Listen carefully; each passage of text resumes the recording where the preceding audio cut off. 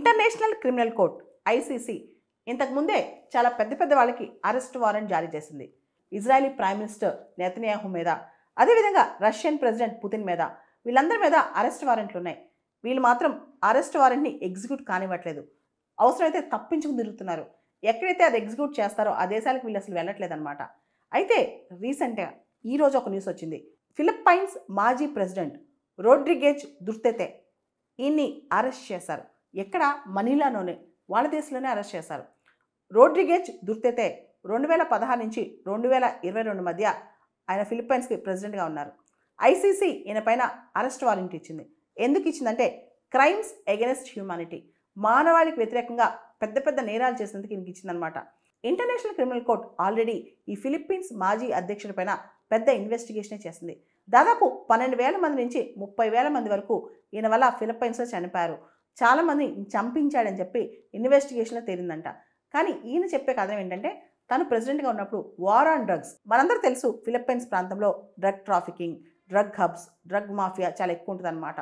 So ఈయన ఏం చెప్తున్నాడంటే నేను వార్ ఆన్ డ్రగ్స్ మీద చాలా పెద్ద ఎత్తున యుద్ధం చేశాను, దానిలో వాళ్ళు తప్పు చేశారు, చనిపోయారని నేను చెప్తున్నాడు. కానీ ఈయన ఎక్స్ట్రా జ్యుడిషియల్ కిల్లింగ్స్ చేశాడని, అమాయకులైన ప్రజల్ని అక్కడ చంపించాడని ఫిలిప్పైన్స్ దేశంలో. అంతేకాకుండా ఈ ఫిలిప్పీన్స్ మాజీ అధ్యక్షుడు రోడ్రిగేజ్ దుర్తెతే ఈయన చాలా పెద్ద ఎత్తున ప్రజలపైన నేరాలకు పాల్పడ్డాడని చెప్తుంటారనమాట. కానీ ఈయన మాత్రం ఫిలిప్పైన్స్ చాలా డ్రగ్స్కి మార్కెట్ అయిపోయింది, డ్రగ్ ట్రాన్సిట్ రూట్గా అయిపోయింది. ఇక్కడ చైనీస్ మాఫియా చాలా ఆపరేట్ చేస్తుంది. దాంతోపాటు ఫిలిప్పైన్స్లో చైనీస్ మాఫియానే కాదు, డ్రగ్ మాఫియానే కాదు, మెక్సికన్ డ్రగ్ కార్టిల్స్ కూడా పనిచేస్తాయంట. వీటన్నిటికీ ఈయన బదులు చెప్పడానికి, ముఖ్యంగా డ్రగ్ ట్రాఫికింగ్ నుంచి అక్కడ ప్రజల్ని కాపాడటానికి, డ్రగ్స్ నుంచి ప్రజల్ని కాపాడటానికి తాను తప్పు చేశానని, కానీ అది ఫిలిప్పైన్స్కి మంచి కోసమే చేశానని చెప్పి ఈయన వాదన అనమాట. కానీ ఇంటర్నేషనల్ క్రిమినల్ కోర్టు వాళ్ళు మాత్రం ఈయన ఎక్స్ట్రా జ్యుడిషియల్ కిల్లింగ్స్కి పాల్పడ్డాడని, ముఖ్యంగా ఈయన వల్ల నిర్దాక్షిణ్యంగా చాలామంది అమాయక జీవితాలు పోయాయని చెప్పి అంటున్నారనమాట. ఈయన ఫిలిప్పైన్స్కి ప్రెసిడెంట్ కాకముందు కూడా 2016కు ముందు కూడా, అంటే 2016 నుంచి 2022 మధ్య ఈయన ప్రెసిడెంట్గా చేశాడు. ప్రెసిడెంట్ కాకముందు కూడా ఫిలిప్పీన్స్లో దావోస్ అనే సిటీకి ఈయన మేయర్గా పనిచేశాడు 7 టైమ్స్ అనమాట. ఆ టైంలో కూడా ఈయన డెత్ స్క్వాడ్ని మెయింటైన్ చేసేవాడంట, చాలామందిని చంపిస్తూ ఉండేవాడంట. 2022లో రోడ్రిగేజ్ దుతెర్తే తర్వాత ఫిలిప్పీన్స్లో కొత్త ప్రభుత్వం వచ్చింది. కొత్త ప్రభుత్వానికి ప్రెసిడెంట్ ఫెర్డినాండ్ మార్కోస్ జూనియర్ అనమాట. అయితే ఇక్కడ విషయం, వైస్ ప్రెసిడెంట్ కూడా సారా అని చెప్పి ఈయన కూతురే, సారా దుతెర్తే అని చెప్పి దుతెర్తే కూతురు ఉండేదన్నమాట. అయితే ఇప్పుడు జనరల్గా ఐసీసీ ఇచ్చిన అరెస్ట్ వారెంట్స్ని ఎక్కడ ఎగ్జిక్యూట్ చేయనీరు, వాళ్ళ దేశంలో అయితే అసలు ఎగ్జిక్యూట్ చేయరు, అంటే దాన్ని అరెస్ట్ చేయరు అనమాట. కానీ ఇప్పుడు ప్రెసిడెంట్కి, వైస్ ప్రెసిడెంట్కి, అంటే ఫిలిప్పైన్స్లో ఇప్పుడున్న వైస్ ప్రెసిడెంట్ సారా దుతెర్తేకి ఇప్పుడున్న ప్రెసిడెంట్కి పడట్లేదు. సో సారా దుతెర్తే వాళ్ళ తండ్రి పాత ప్రెసిడెంట్ కాబట్టి అతన్ని అరెస్ట్ చేయించారనమాట. So international criminal court Philippines మాజీ అధ్యక్షుడిపైన ఇచ్చిన ఆర్డర్ని ఫిలిప్పీన్స్ దేశంలోనే ఇంప్లిమెంట్ చేశారనమాట. సో ఇప్పుడున్న ప్రస్తుత గవర్నమెంట్కి మాజీ అధ్యక్షుడిపైన అంత కసి ఉందని అర్థం.